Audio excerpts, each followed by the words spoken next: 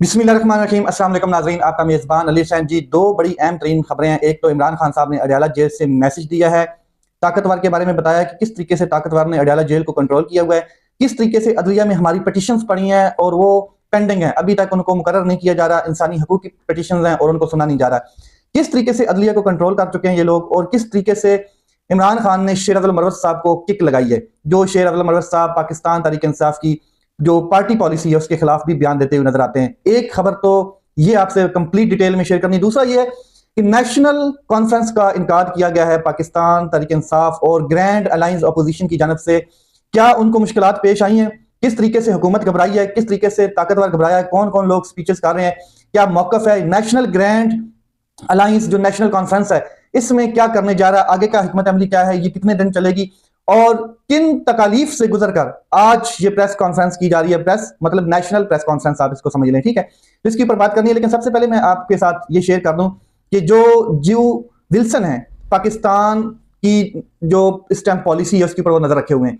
ज्यू Wilson American Congress के parliamentarians हैं। इन्होंने एक सेक्रेटरी स्टेट को खत लिखा है और सेक्रेटरी स्टेट जो है उनको ये खत लिखा गया है और उनको कहा गया है कि जनाब आप जो है वो पाकिस्तान की जो मिलिट्री है उसको एंगेज करें, जो पाकिस्तान में ताकतवर है उसको एंगेज करें, उसको बताएं, उससे देखें, उसके ऊपर नजर करें कि उन्होंने किस तरीके से इमरान खान साहब को जेल में रखा हुआ है और जेल से इमरान खान साहब को रिहा करवाया जाए। ये ज्यू विल्सन ने स्टेट सेक्रेटरी को खत लिखा है और स्टेट सेक्रेटरी जो है वो बड़ा ओहदा होता है, इंतजामी ओहदा होता है अमेरिका में, और उनको ये खत लिखा गया कि इमरान खान साहब की रिहाई के लिए जरा आप नजर करें, नजर करम करें किसके ऊपर, जो पाकिस्तान की स्टैब्लिशमेंट है, जो पाकिस्तान की मिलिट्री स्टैब्लिशमेंट है, इसको जरा देखें, इसको एंगेज करें। बड़ी अहम लेटर है, उसमें मजीद काफी डिटेल्स हैं, लेकिन ये जो मेन नुकता था इसको मैंने आपके सामने रखा है। जी विल्सन पहले भी इमरान खान साहब के हक में 2-3-4 बार ट्वीट कर चुके हैं, लेटर भी लिख चुके हैं पहले भी, और अब ये चीजें मजीद आगे बढ़नी शुरू हो गई हैं। ये बात अब इंतजामी लेवल पे चली गई है और ऑफिशियल लेवल पे चली गई, यानी कि एक स्टेट सेक्रेटरी को ये खत लिखा गया तो अब ये बात ऑफिशियल लेवल तक पहुंच चुकी है और ये सरकारी की जो स्टेट सेक्रेटरी है उसको ये लेटर लिखा गया। आप अंदाजा लगा लें ताकतवर पाकिस्तान में कितना ताकतवर है कि वो अब घबराया गया और बहुत ज्यादा घबरा चुका है, हुकूमत घबरा चुकी है कि जो जो प्रेशर है ओवरसीज पाकिस्तानियों ने वहां पर अमेरिका के ऊपर डाला है, अमेरिका के साथ जो उन्होंने ये लॉबिंग की है और जिस तरीके से इमरान खान साहब का मौकफ उभारा गया है, जिस तरीके से अमेरिका को समझाया गया है, दुनिया को समझाया गया, ब्रिटिश हो गया, कोई भी जमहूरी जितने भी कंट्रीज हैं, कि इमरान खान साहब को बिल्कुल इलीगल केसेस हैं, बोगस केसेस हैं जिनमें अरेस्ट किया हुआ है और ये इसके पीछे सिर्फ एक ही शख्स है, ताकतवर है, खलाई मखलूक है और कोई नहीं है। और अब बाकायदा तौर पर खत लिखा गया है और ये बाकायदा तौर पर खत लिखा गया स्टेट सेक्रेटरी को, और ये ज्यू विल्सन है, ये वही ज्यू विल्सन है जिनको मोहसिन नकवी साहब जफियां डाल के आए थे, अपना एक इमेज बनाने के लिए इनको भेजा गया था कि पाकिस्तान का एक अच्छा इमेज बनाकर आए, वहां पर बताएं कि पाकिस्तान में किसी किस्म की जो है वो वायलेशन नहीं हो रही, चाहे वो इंसानी हकूक की है या फिर कोई भी है, जमहूरियत कायम है, जमहूरियत कायम है, लेकिन गैर एलानिया मार्शल लॉ भी है। तो अब चलते हैं इमरान खान साहब अडयाला जेल से पैगाम, मैसेज, क्या मैसेज है। एक तो इमरान खान साहब ने कहा है कि एक कर्नल साहब हैं जिन्होंने बाकायदा तौर पे अडयाला जेल को कंट्रोल किया हुआ है, जो बिल्कुल गैर कानूनी है। जेल मैनुअल के मुताबिक ये कर्नल साहब जो है अथॉरिटी इंचार्ज बने हुए हैं।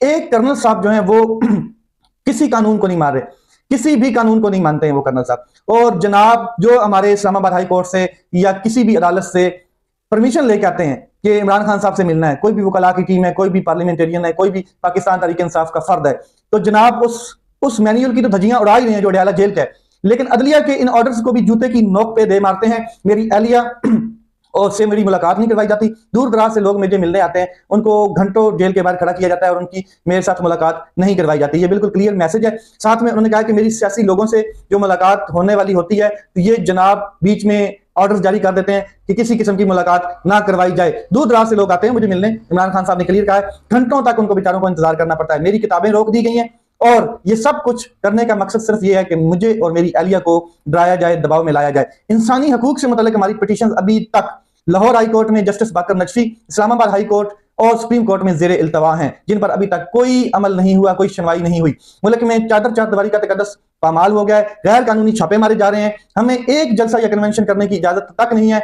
आइन में यह हक मौजूद है हमें, और आइन हमें यह हक देता है कि हम जलसे करें, लेकिन हमसे हमारे आईनी हकूक छीने जा रहे हैं। मुल्क में हर तरफ इंसानी हकूक की पामाली है और अंधेरों का दौर दौरा है। एक तरफ पाकिस्तान में जो घोड़ा एंड जो कैटल शो है, यानी कि डंगर शो है, उसके लिए परमिशन मिल जाती है और बड़े बड़े लोग वहां पर आके गाने भी गा के चले जाते हैं, मेरे रश के कमर। और दूसरी तरफ किसी सियासी पार्टी को ये इजाजत नहीं दी जाती, जो मकबूल तरीन सियासी पार्टी है पाकिस्तान की, कि वो एक प्रेस कॉन्फ्रेंस कर ले या नेशनल कॉन्फ्रेंस कर ले या किसी किस्म की कुछ जलसा कर ले, जुलूस कर ले, किसी किस्म की उसको इजाजत नहीं दी जा रही।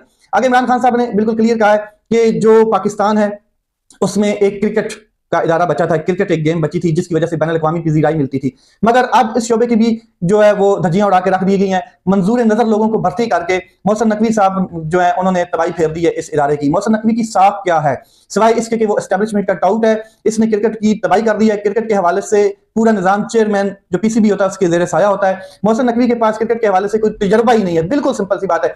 मैं आपको मिसाल दे देता हूं कि अगर एक मोची को जाके ओटी में भेज दिया जाए किसी भी अस्पताल की, ये जनाब इसका मरीज का जो ऑपरेशन है करना है आपने, तो वो वहां पर वो वाले टांके लगा के आएगा जो जूतों को टांके लगाए जाते हैं, और इसी तरह से वो सिलाई करके आएगा। ये काम है जिसका काम उसको कोई समझे। तो भाई साहब का तो तजर्बा ही कोई नहीं है मोहसिन नकवी साहब का। अच्छा, इमरान खान साहब ने साथ में यह भी कहा है कि किसी भी बॉलर जो को जरूरी होता है कि उसने टेस्ट क्रिकेट खेला हो, कोई भी बॉलर है तो उसको उसमें ये टेस्ट क्रिकेट खेलने का तजर्बा इसलिए उसमें होना चाहिए कि उसमें स्टेमिना मौजूद होता है।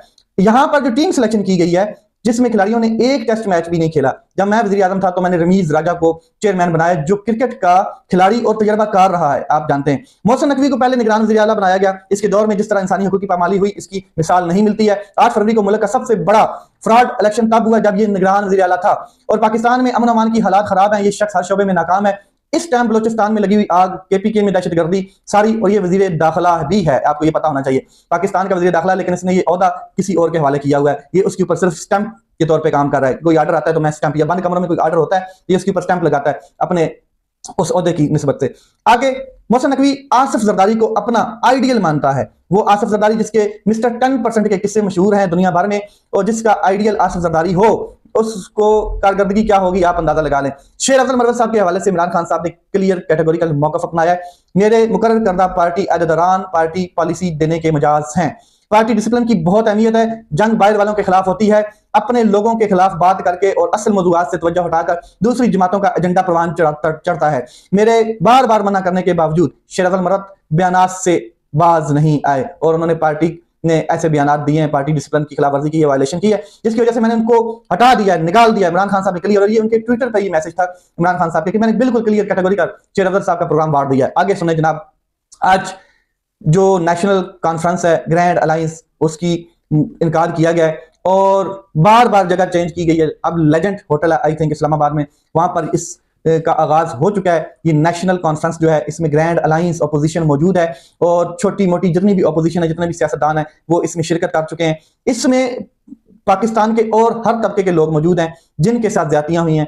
For example media, social media के लोग वहां पर मौजूद हैं, वकाला कम्युनिटी वहां पर मौजूद है, बाकी और काफी कम्युनिटी के लोग मौजूद हैं, और तमाम लोग इस वजह से इकट्ठे हुए हैं ताकि मुल्क में हकीकी जमहूरी जो इक़दार हैं उनको सामने रखा जाए, देखा जाए, और उनकी बालादस्ती के लिए आवाज उठाई जाए। पाकिस्तान में जो सहाफत का कत्ल किया गया है उसकी बालादस्ती के लिए आवाज उठाई जाए, जुडिशरी का जो कत्ल किया गया है उसको दोबारा बहाल किया जाए। तो ये सारा जो मतलब कि इस टाइम जुल्लू फेर दिया गया है ताकतवर की जानब से, पूरे निजाम के ऊपर इदारों को बर्बाद कर दिया गया है। इस वजह से ये आइन की बालादस्ती मेन चीज, 26वीं आइन तरमीम के बाद जो आइन को घुसलू मारा गया है, ये आइन की बालादस्ती के लिए जनाब एक प्रेस कॉन्फ्रेंस यानी कि नेशनल कॉन्फ्रेंस जो है उसका इनकार किया गया। मैं आपको एक बात क्लियर कर देता हूं कि इमरान खान साहब को माइनस करने जा रहे थे, और मुल्क की तमाम अपोजिशन, वकला, किसान, ताजर, इसके बाद हर मकतबा फिक्र के लोग इमरान खान के मौकफ के साए थले इकट्ठे हो गए हैं। आज हर किस्म का शख्स जिसके साथ ज्यादती हुई है आइन को वायलेट करके, वो आज दो टोक मौकफ रखता है कि आइन की हुक्मरानी और जमहूरियत की बहाली,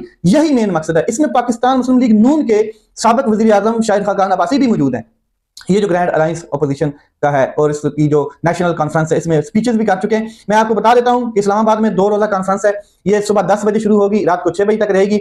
हर मकतबा फिक्र के लोग आएंगे, स्पीच करेंगे, अपना एक मौकफ देंगे, राय रखेंगे। उसके बाद ईद के बाद एक बेहतरीन मूवमेंट चलेगी, और ये पाकिस्तान तरीके इंसाफ और इस ग्रैंड अलायंस अपोजिशन की जो एक स्ट्रैटेजी है वो उसको सामने रख के आगे चलाया जाएगा। मैं आपको इसके ऊपर चीजें क्लियर कर देता हूँ कि शाहिद खाकान अब्बासी साहब ने कुछ स्टेटमेंट दी है, वो भी मैं आपके सामने रख देता हूँ कि हमने 2 दफा एक हॉल बुक किया तो वहां पर असिस्टेंट कमिश्नर आ गया और उसने ये कॉन्फ्रेंस नहीं करने दी। फिर हमने जगह एक और बुक की, वहां पर पुलिस आ गई और उन्होंने भी हमें यहां से जाने का कह दिया। हमने आज सुबह एक मार्की बुक की, शाम को एक जनाब एसी साहब आ जाते हैं, और पुलिस के मजिस्ट्रेट आ जाता है एक, और वो कहता है ये आप कॉन्फ्रेंस नहीं कर सकते। यानी कि हुकूमत इतनी बौखलाई हुई है कि एक कॉन्फ्रेंस यानी कि ये जलसा नहीं है, जुलूस नहीं है, रैली नहीं है, किसी किस्म का एहतजाज नहीं है, धरना नहीं है, ये एक नेशनल कॉन्फ्रेंस है और वो नहीं करने दी जा रही। मुल्क में एक ऐसी हुकूमत मौजूद है जो कि मैंडेट चोरी करके आए हैं और ये हुकूमत आइन और कानून की हुक्मरानी के नाम से घबराती है। इस हुकूमत का खौफ है कि सियासतदान, वकला, दानिश्वर, मीडिया के लोग एक साथ कहीं इकट्ठे ना बैठ जाएं।